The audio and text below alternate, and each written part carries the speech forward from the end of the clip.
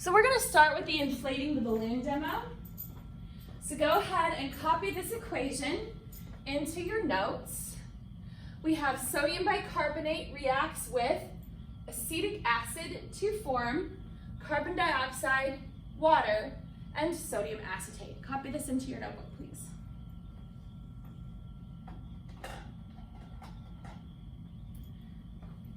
Now our standard says that we need to write the chemical equation. So we're going to start by outlining this with a skeleton. So I'm going to put a box around each of our compounds, and then I'm going to put my symbols in. So sodium bicarbonate is my first compound, so I'm going to put a box around sodium bicarbonate. I have reacts with, that's going to be a plus. And then we have acetic acid. Let's put a box around that. To form, now we're switching to what we're making, so that's going to be our arrow. Then we have carbon dioxide plus water plus sodium acetate. So a bunch of formulas to write. Let's start with sodium bicarbonate. We ask ourselves, my kids are going to use their flow chart. So sodium bicarbonate, we would say, is the first element of metal. Yes, it is. Does it have more than one possible charge? No. It's a group 1 element, so we know the charge on that is going to be 1+. So we're going to put our sodium. And then bicarbonate, does the second word end in IDE? No, it doesn't. So we know this is going to be on our polyatomic ions chart. So we get out our polyatomic ions chart, we're going to find bicarbonate. Bicarbonate is HCO3, and it has a 1- charge. Now, normally at this point we would crisscross, but these are both 1s, and we don't write 1s, so we're just going to leave it. Then we're going to bring our plus down. Here we have acetic acid. So we would ask ourselves, is the first element of metal? No. Does it end with the word acid? Yes. Does it start with the prefix hydro? No. So we're going to put our hydrogen here because all acids start with H. And then we're going to change our ending. We have an ic acid. We change that to an ATE ending. So now we need the polyatomic ion acetate, which if you go to your polyatomic ions chart, acetate is C2H3O2, and it has a 1- charge, so our hydrogen doesn't need a number. Then we're going to bring our arrow down. We have carbon dioxide. So we would ask ourselves, is the first element a metal? No. Does it end with the word acid? No. So we would use our prefixes to determine the subscripts. Carbon doesn't have a prefix on it, so we would assume a 1. Dioxide would be oxygen. The prefix di means 2, so this is CO2. Plus water. Water we know is H2O. And then we have sodium acetate. Now we've already looked both of these things up. Sodium we said was Na with a 1+ charge. And then acetate was the C2H3O2. And that also had a 1+ charge, so no need to crisscross. So this is our equation.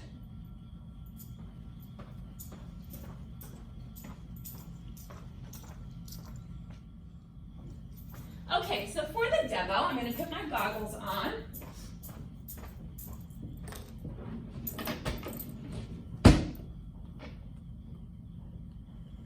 And I don't want the reaction to start until I'm ready. So what I'm going to do is I'm going to put my sodium bicarbonate into a balloon.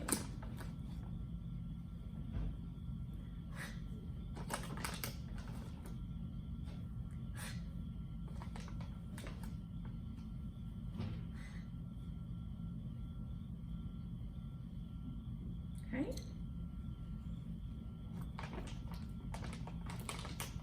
Then I'm going to take my acetic acid, which is vinegar, and I'm going to add it to my Erlenmeyer flask. Whoop!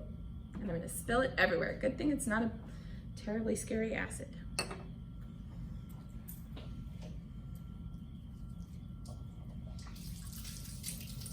Okay.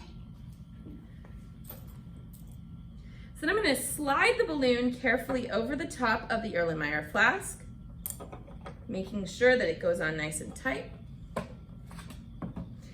I'm going to tare my balance so that it goes to 0. Now on your paper, let's record the initial mass.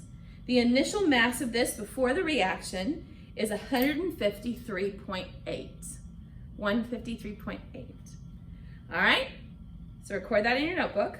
Now I'm going to start the reaction by using the balloon to dump the sodium bicarbonate in there, and I'm going to use my fingers to make sure the balloon doesn't fly off. So it does inflate the balloon.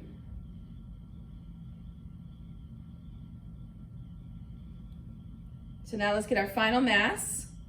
We're at 153.8. So the mass did not change. Let's talk about why.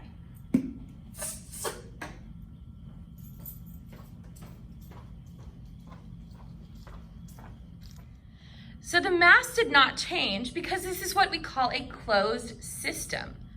Because the balloon encased the reaction inside the Erlenmeyer flask, even though we made a gas that could have escaped, it doesn't have anywhere to go.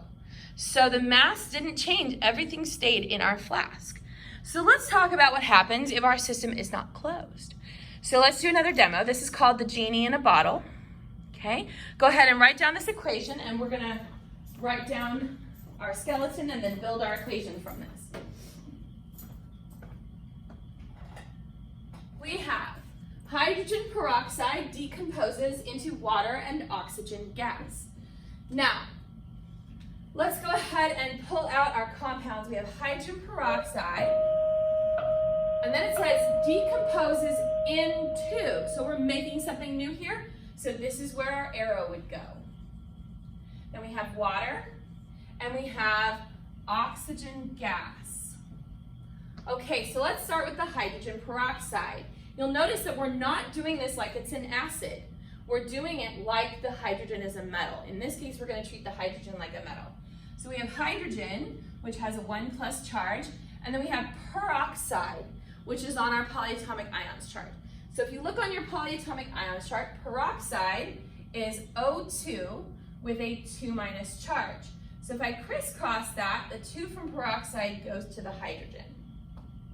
Then we're going to bring down our arrow.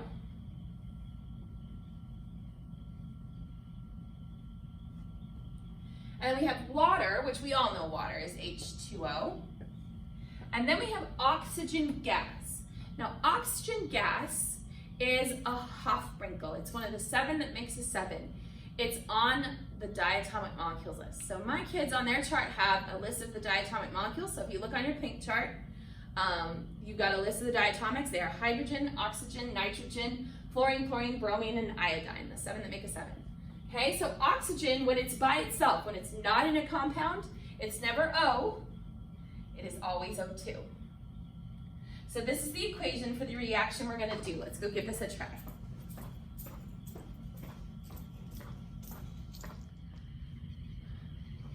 All right, so for this demo, I'm using hydrogen peroxide, but I'm using a different hydrogen peroxide than what you would buy at the store. The hydrogen peroxide you get at the store is 3% hydrogen peroxide. This hydrogen peroxide is 30% hydrogen peroxide, so considerably stronger. Now, this reaction happens naturally over time. If you buy a bottle of hydrogen peroxide and you have it in your home for years and years and years, eventually it's going to turn into water and oxygen. But we're going to speed that up today by adding a catalyst. I'm going to use manganese dioxide, which is sort of a gray powder, and it's going to make the reaction go faster. It's not in our equation because it's not part of the reaction, but I'm using it to speed the reaction up. So I'm going to start by putting my balance at 0, and I'm going to use a water bottle. I'm going to add my 30% hydrogen peroxide to the bottle.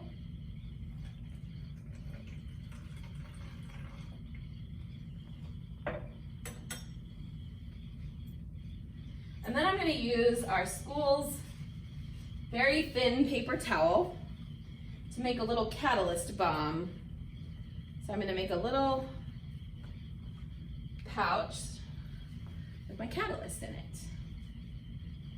And we're going to put this all on the balance so we can get our initial mass. So go ahead and write this down. This is your initial mass of the reaction.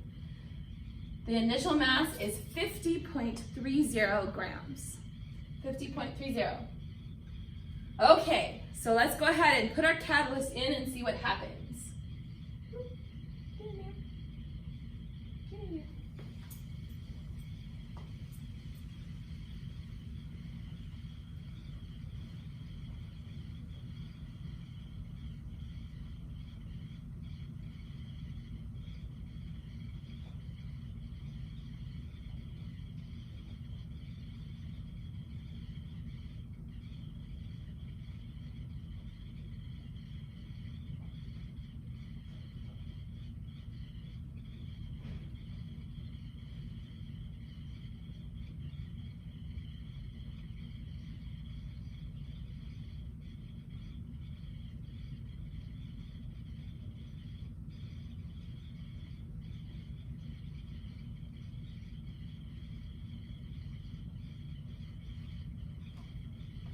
So you will notice that we have smoke coming, or what looks like smoke. It's actually a little bit of water and oxygen gas coming out the top of our bottle, and you'll notice that the bottle is shrinking. And the bottle is shrinking because when we break chemical bonds and we form new chemical bonds, this always requires energy in, and then there is energy out. If the energy out is more than the energy in, it's going to release some of that energy as heat. And so this is actually quite warm. It's making it very hot in the bottle, and it's actually melting the plastic enough that the plastic is kind of shrinking.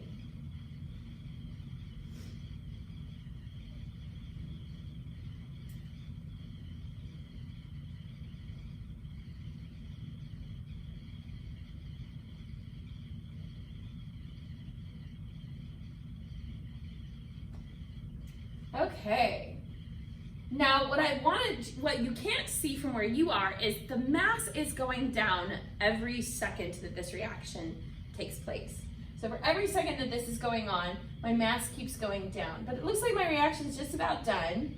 So let's go ahead and record a final mass of 38.0 grams.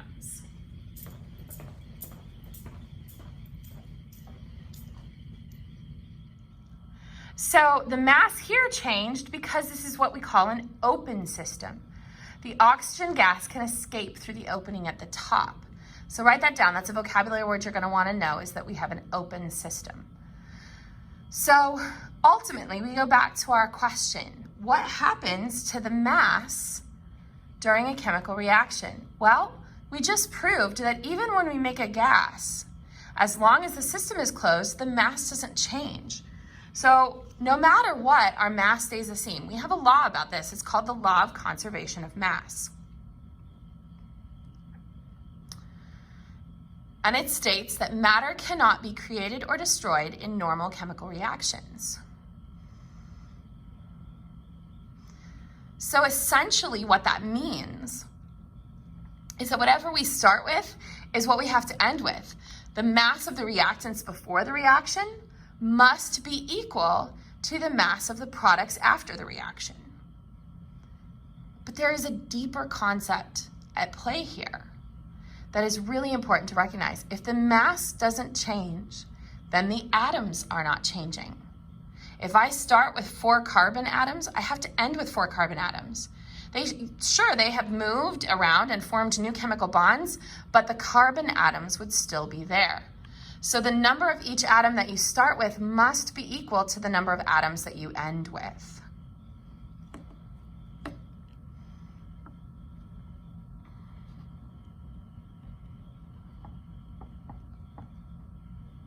Okay, so grab your worksheet. Let's try a couple of these together. I'm looking at number 2 at the top of your worksheet.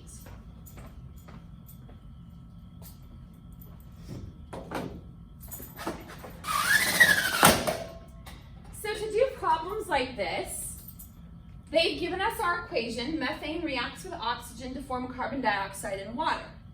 They've also told us how much methane. We have 12.2 grams of methane and 14 grams of water, of O2, and that's going to make 20 grams of water, and we don't know how much CO2.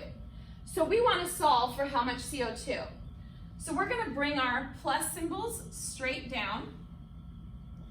And remember that in the notes we said the mass before has to equal the mass after. So this arrow is where we have the division between before and after, so that's where we're going to put our equals. Okay?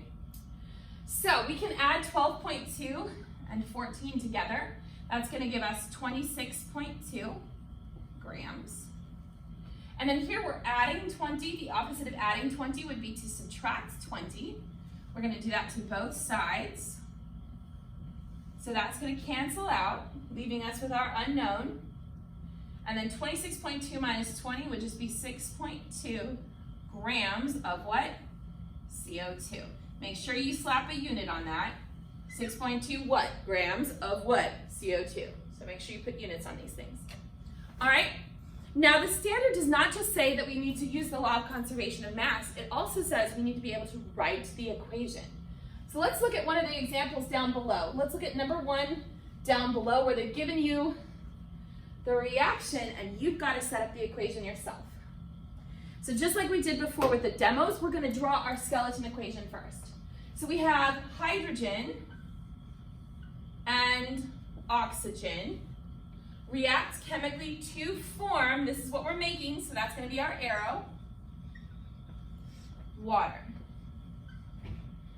How much water would form if 14.8 grams of hydrogen reacted with 34.8 grams of oxygen? So let's make our equation first. So let's check our diatomics because we have hydrogen by itself. If you look at your diatomics list, hydrogen's on the list. So that's going to be H2. And then we have oxygen by itself. That's going to be O2 because it's on the list. And then we have our arrow. And the next thing is water, which of course we all know is H2O. So now they've told us that we're looking for how much water would form. So we know that this is our question. How much water would form if 14.8 grams of hydrogen, so let's put that down here, 14.8 grams of hydrogen reacted with 34.8 grams of oxygen. So let's put that down here. Okay, we're going to bring our plus symbol straight down.